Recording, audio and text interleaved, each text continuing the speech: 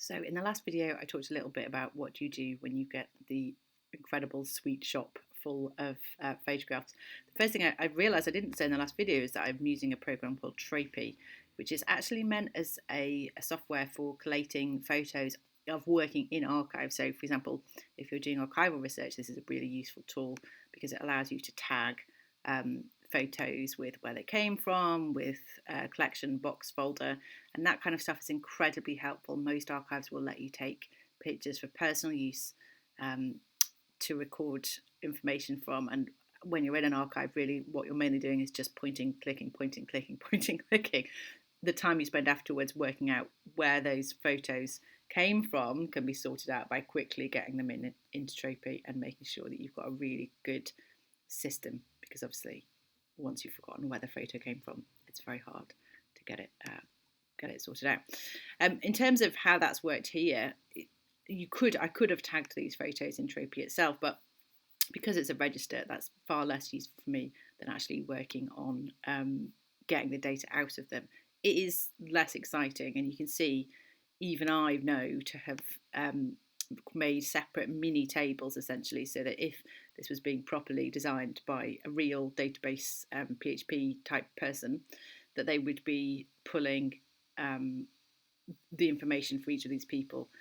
And again, you can see that it's starting to breach some of these rules because sometimes there is more than one piece of information. But I'm trying to keep it relatively clean in terms of data structure.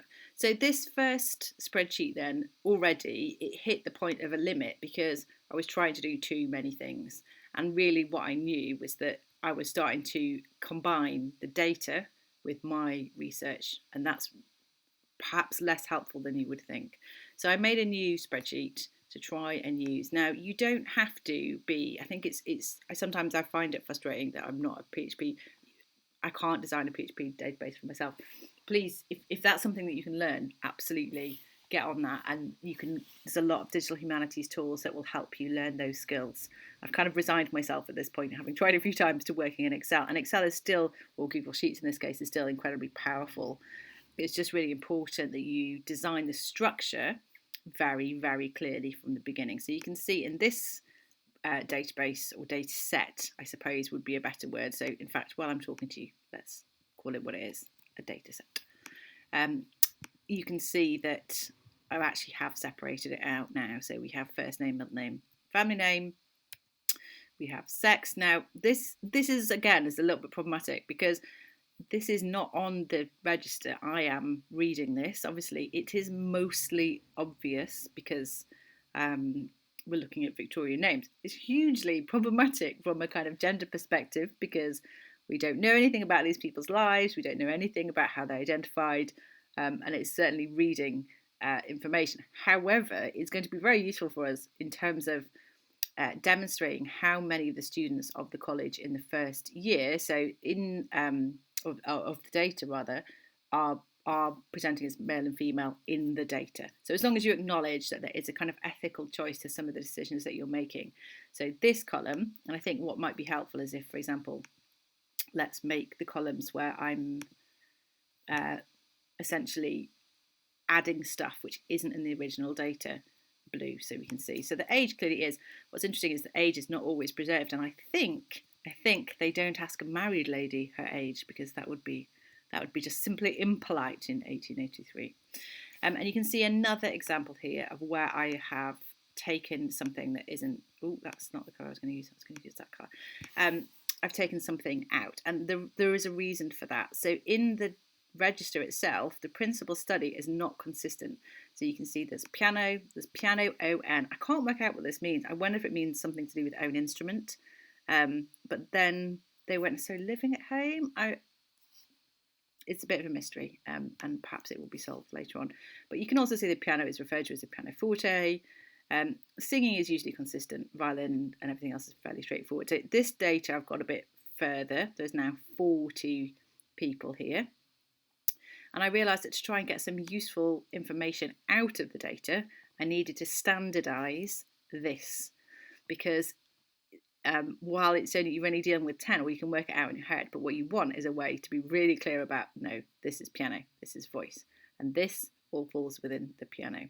The address, I've broken up a little bit better in terms of database structure, but really, again, it should be separated out into number and street, but for my purposes, that will do.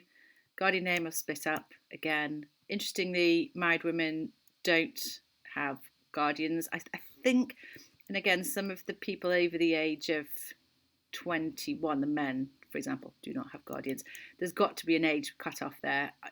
In a way, though, it's whether the guardian is also who's paying the fees, and that might be it does say parent or guardian in the actual register itself. And then we can see this important information here, which is the date of entry and date of withdrawal and the number of terms. I think in terms of what we can start to get out of that, a really interesting thing straight away is to look at pivot tables. Now, pivot tables and sheets are a very powerful way of data analysis, and this is very basic in terms of what it can do and pull out of your data. So I just really, in terms of something to calculate, out of this set of 40, wanted to see, well, what is the main instrument of study? So you can see that at piano there's 17 out of that total data set and 13 vocal students out of that data set out of the grand total of 40. And you can show that either as a default or a percentage. Obviously the 32.50 is less helpful. I think where that's going to be more useful is by the time we've added more data, more lines to the data set itself. So the next thing to do now is to stop getting excited about finding these people and digitize them, which is boring. There is no two ways about it, and sometimes frustrating because reading, as you can see, reading some of the information is not particularly easy. But it does raise a lot of possibilities, and some of the things I'm really interested in that's easy to work out are the average age. You can already work that out if we do this. Don't want to sum their total age, we want an average age. So the average age is 18 of the 40 students of that year.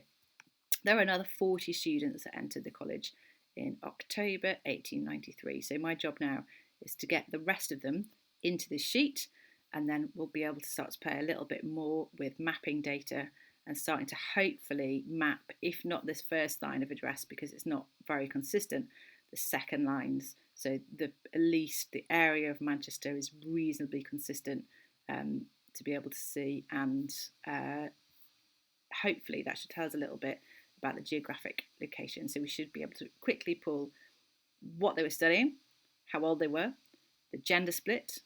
As you can see, it is going to be overwhelmingly female, and that's really interesting too. And then that's just from the data without doing any additional research. So stay tuned for what happens after I've digitised another 40 people from this data set.